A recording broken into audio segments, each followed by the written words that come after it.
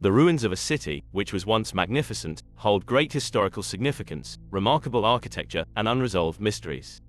In the past, the origins of Great Zimbabwe sparked debates among Western archaeologists. Initially, many of them were skeptical that such an impressive and intricate structure could have been created by native Africans.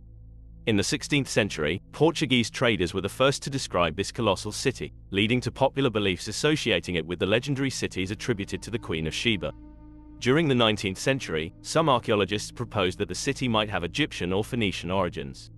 Sadly, the prevailing racial attitudes of the era of Western colonization in Africa led to the dismissal of indigenous artifacts found within the city as evidence of a later occupation rather than the work of the original builders.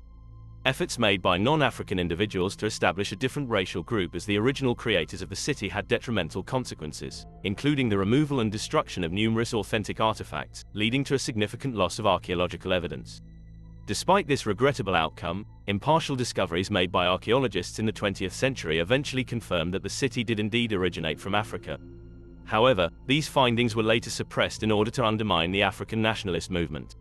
Presently, it is widely acknowledged that the builders of the city are the ancestors of the Shona tribe, one of the Bantu-speaking groups in the region.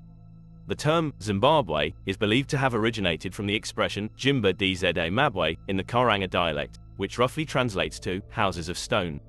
Great Zimbabwe, believed to have been constructed between 1100 and 1450 AD, encompasses approximately 1,800 acres of ruins.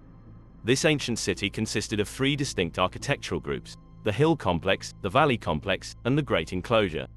At its peak, Great Zimbabwe likely accommodated a population of 12,000 to 18,000 inhabitants.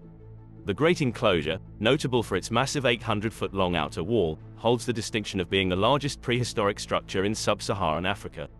These walls, standing at heights of 32 feet, were built using granite blocks that were meticulously fitted together, without the need for mortar or binding materials. Great Zimbabwe was previously regarded as a significant center of international trade, evident by the presence of artifacts originating from distant locations such as China. Indigenous artifacts found at the site of Great Zimbabwe include a collection of 8 sizable Zimbabwe birds intricately carved from soapstone. These sculptures were originally believed to have adorned the eastern enclosure within the Hill Complex. While the builders of Great Zimbabwe are now widely acknowledged, numerous questions persist regarding the city's history.